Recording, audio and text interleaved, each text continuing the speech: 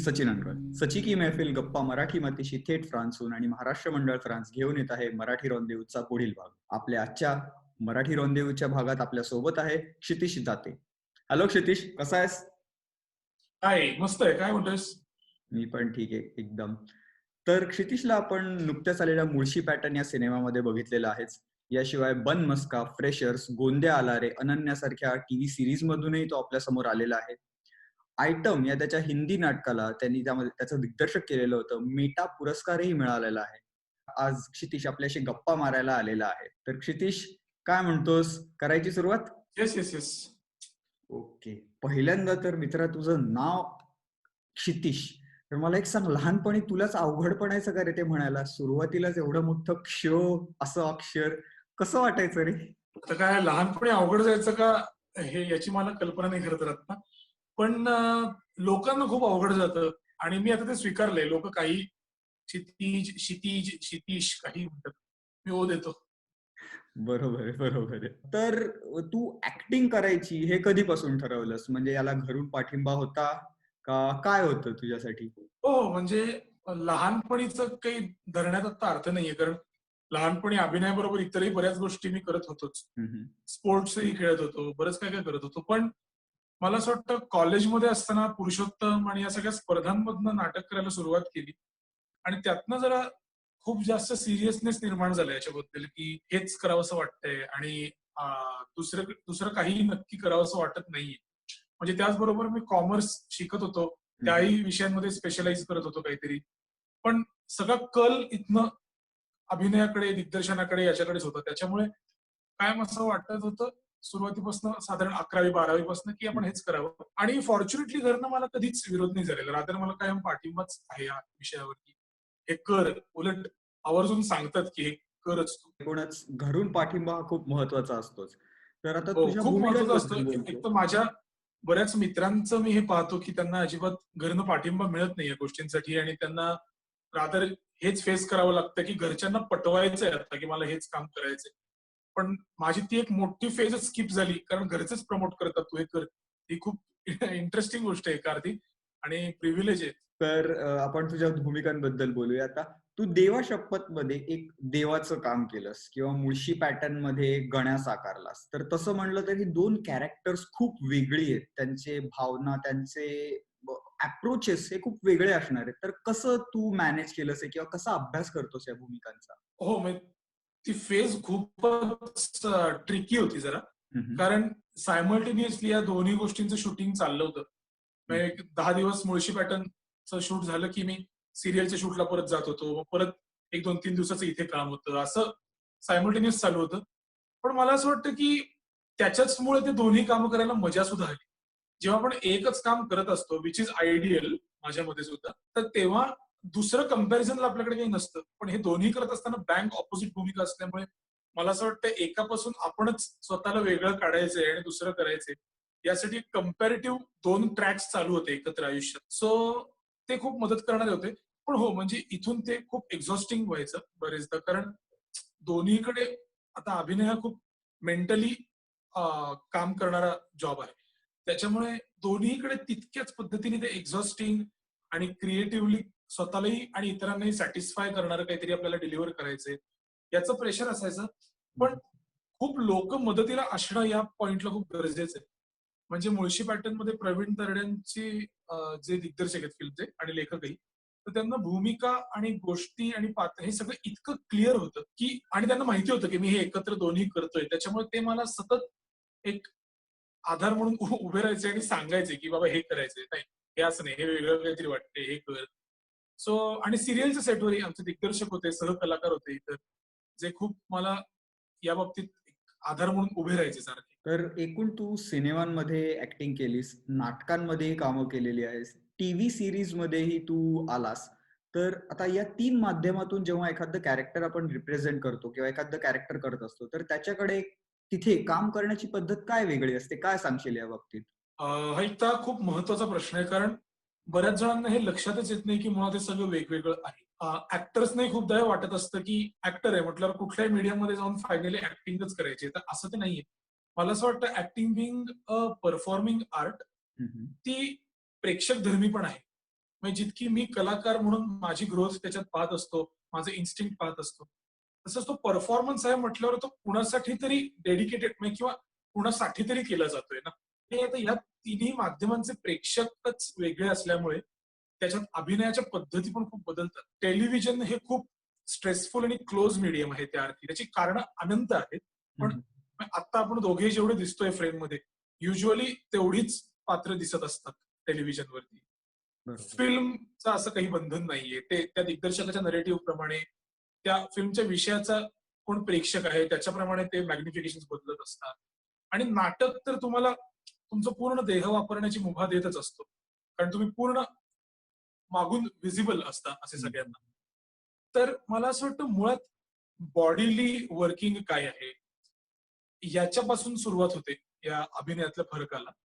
आणि हळूहळू आपण स्वतःतल्या अवयवांना ओळखायला लागतो, स्ट्रेस करायला लागतो, की ओके, टेलिव्हिजन आहे जिथे मला चेहरा याच्यातच मुख्य माझा अभिनय सॅच्युरेट करावा लागणार आहे अनेक वेळेला. फिल्म ही त्या फिल्मनुसार बदलत जाणाऱ्या अभिनयाचा प्रकार होणार आहे. आणि नाटकामध्ये त्या अर्थी बऱ्यापैकी मोकळीक मिळते काम करायला. अशा वेळेला खूप महत्वाचं असतं योग्य दिग्दर्शक, निर्माते आणि टीम असणं, की ज्यांना पण याच सगळ्या गोष्टींची जाण असेल व्यवस्थित. आणि फॉर्च्युनेटली मी सुरू केलं ज्या सिरियल पासून ती म्हणजे बन मस्का. तो माझा टेलिव्हिजनचा पहिला अनुभव होता. आणि विनोद लवेकर हे त्याचे दिग्दर्शक आहेत, जे दिल दोस्ती दुनियादारी, एका लग्नाची दुसरी गोष्ट या गाजलेल्या मालिकांचे दिग्दर्शक आहेत. He is so specific about what he really wants. आणि ते नटांना त्या मीडियम मध्ये खूप कम्फर्टेबल करतात. So I am fortunate to have work with हिम.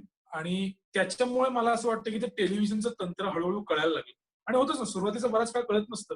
आपण नाटकासारखा अभिनय करायला जातो आणि प्लेबॅक बघताना एकदम जाणवतं की काही इफेक्टिव्ह झालंच नाही. म्हणजे मला जे दाखवायचं होतं, इमोट करायचं होतं, त्यातलं काहीच झालेलं नाहीये.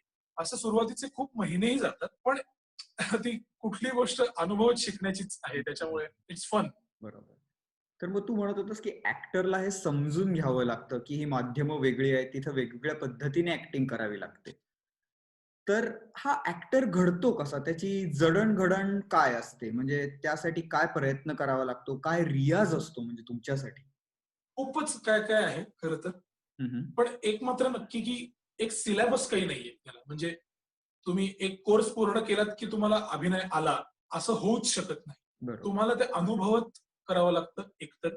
आणि मला असं वाटतं ते रियाज जो आहे तो खरं तर तुमच्या बिहेवियर मध्ये आणि तुमच्या डेली लाईफ मध्ये आहे. तो रियाज तुमच्या रोजच्या वागण्यामध्ये, दिनक्रमामध्ये आहे. म्हणजे every moment that I live is directly or indirectly teaching me something about personalities, human beings, scenarios, situations, reactions, what I do to react to a situation. या सगळ्याबद्दल कुठलाही एक प्रसंग, एक मोमेंट मला काही ना काहीतरी शिकवत असते. आता आता आपण ही मुलाखत करतोय. आता मी काही वेळ आधीपासून या मुलाखतीसाठी तयार होतो. तेव्हा पण काहीतरी माझ्यात एनर्जीज चॅनलाइज होत होत्या, ज्या मला या मुलाखतीकडे आणत होत्या, रेडी करत होत्या त्यासाठी. तर पुन्हा हा एक परफॉर्मन्सच आहे ना, नाही म्हटलं तरी. अभिनय नाहीये याच्यात काही, पण परफॉर्मन्सच आहे. सो तुम्ही परफॉर्मन्स रेडी होणं खूप गरजेचं आहे.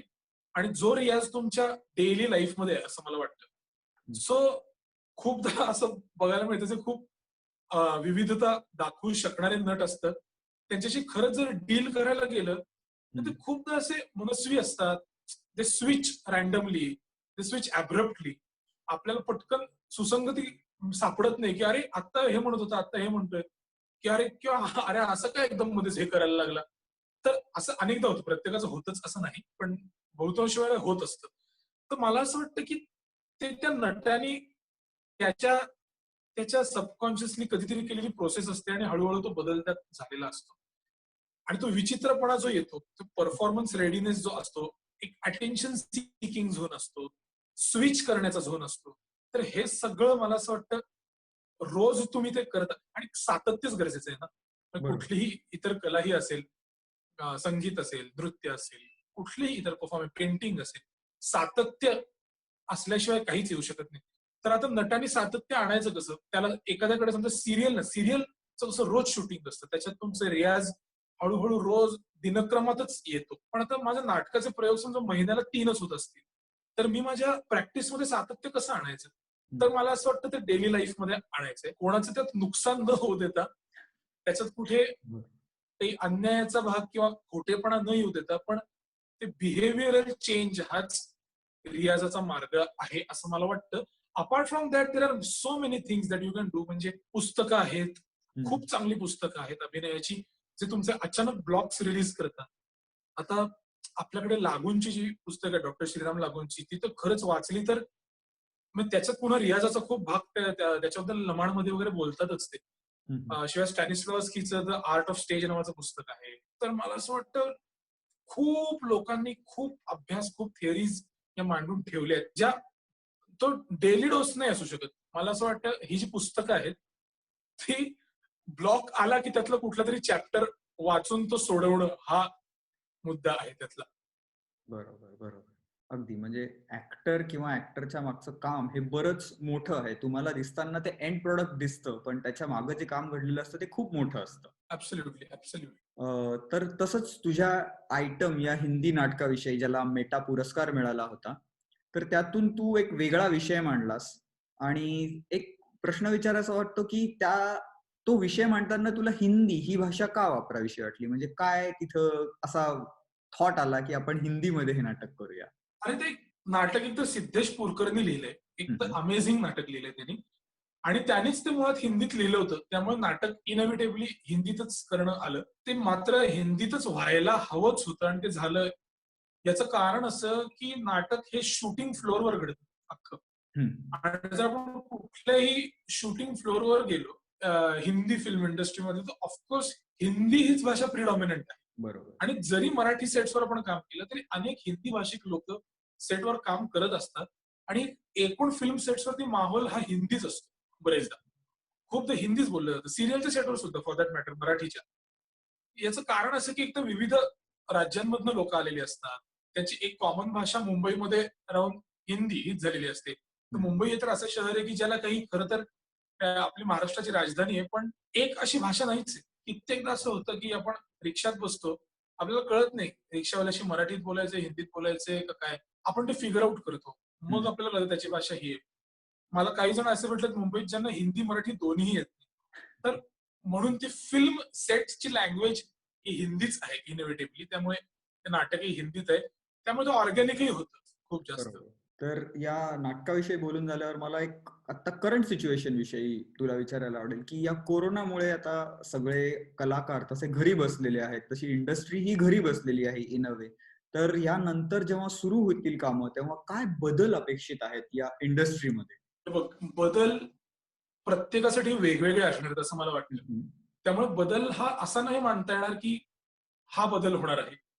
पण निर्मात्यांसाठी चित्र बदलणार आहे, ते वेगळं बदलणार आहे. नटांना त्याची झळ थोडीशी पोचणार आहे, अख्ख्या युनिटलाच पोचणार आहे. कामं नसणं या फॅक्टरची झळ फक्त एका सर्टन डिपार्टमेंट्सलाच बसणार आहे. त्यामुळे तुम्ही काय सेटअप मध्ये काम करताय याच्यावर मला वाटतं तो बदल ठरेल.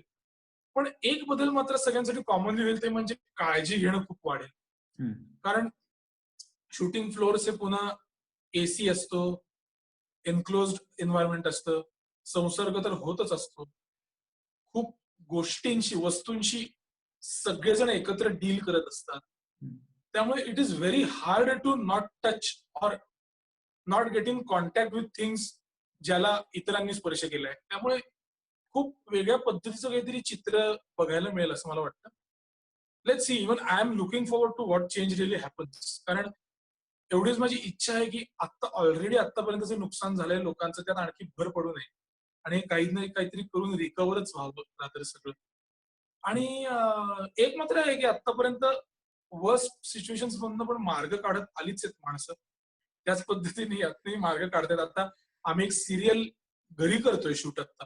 सोनी मराठीवर एक सिरियल आम्ही करतोय, 800 खिडक्या 900 दारं नावाची, इंडियन मॅजिकांनी प्रोड्यूस केलेली. तर ती मी आता जसं मोबाईलवर झूम कॉलवर बोलतोय तसंच फोनवर मी ती शूट करतो. माझे सीन्स मी शूट करतो.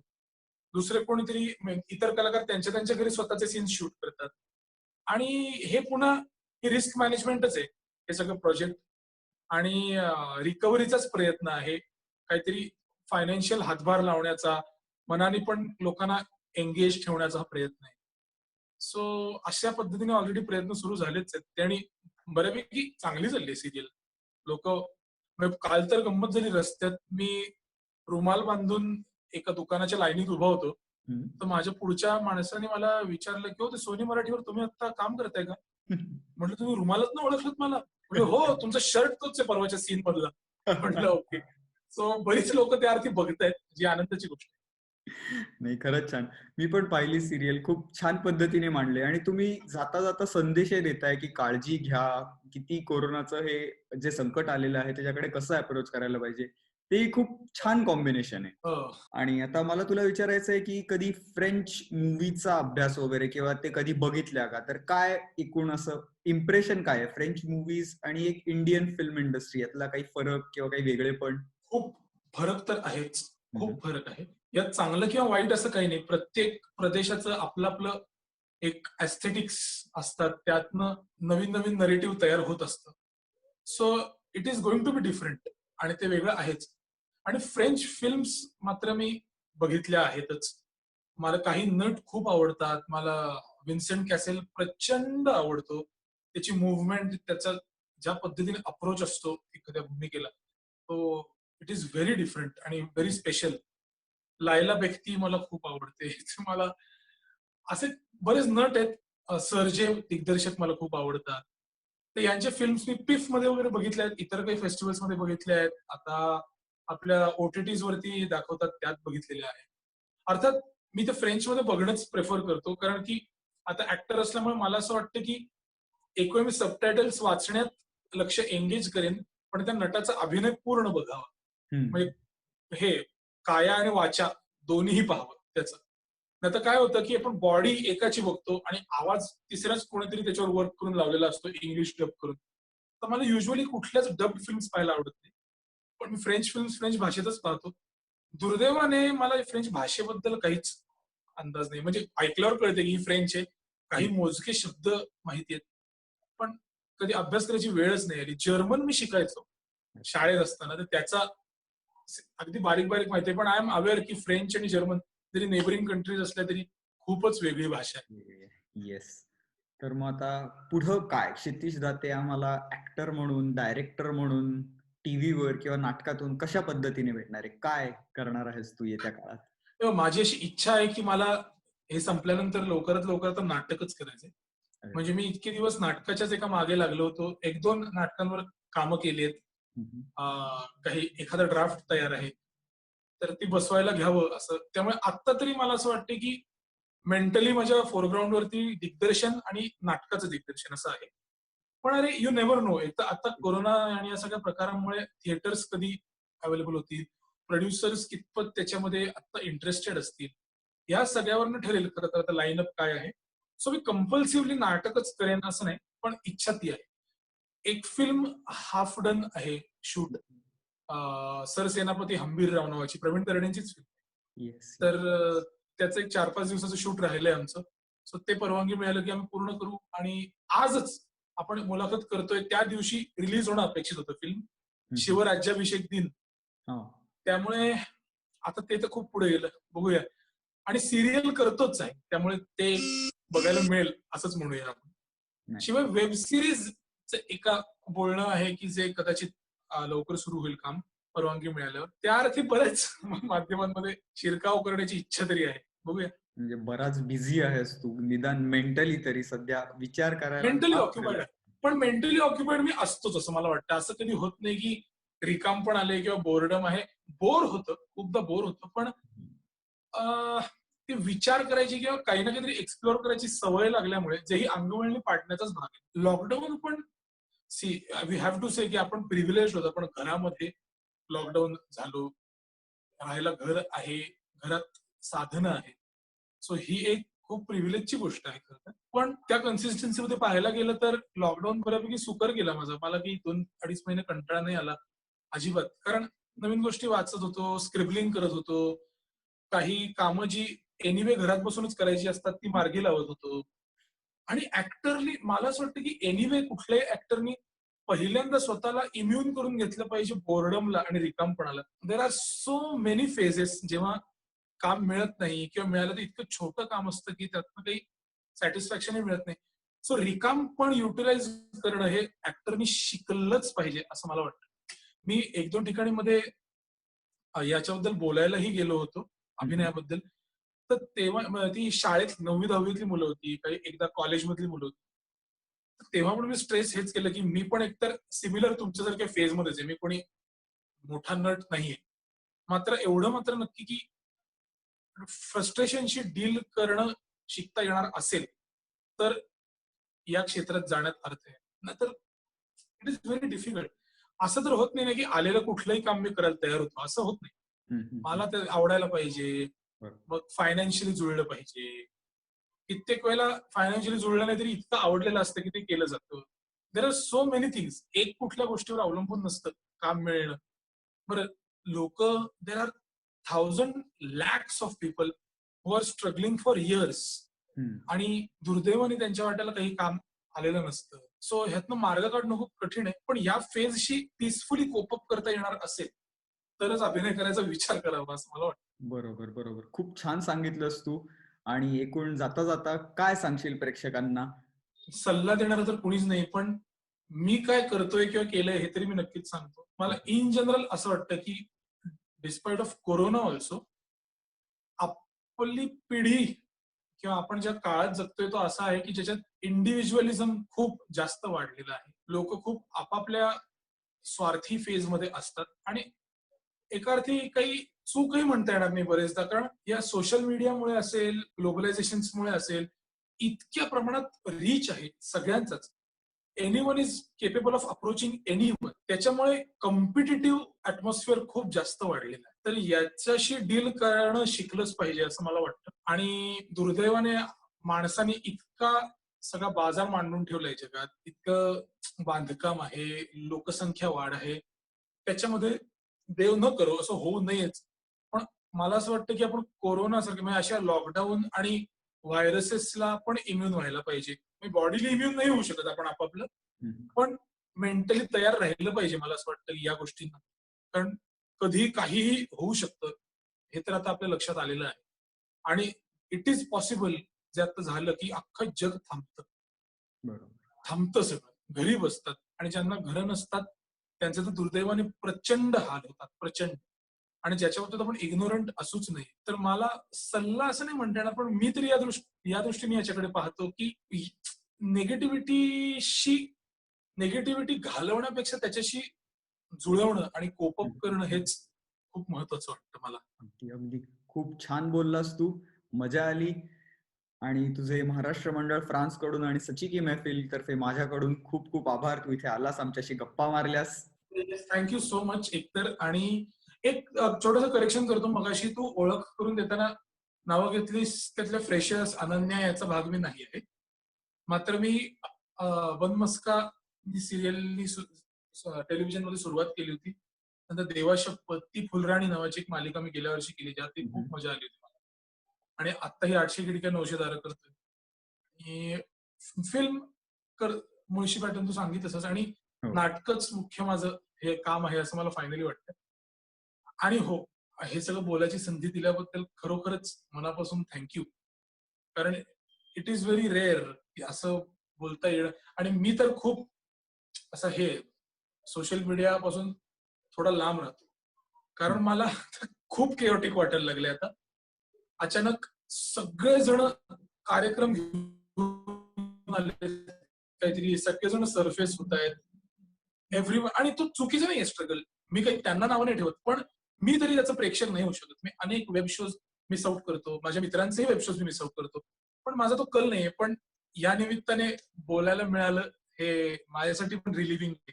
So thank so much BMM France आणि सचिन तुला सुद्धा.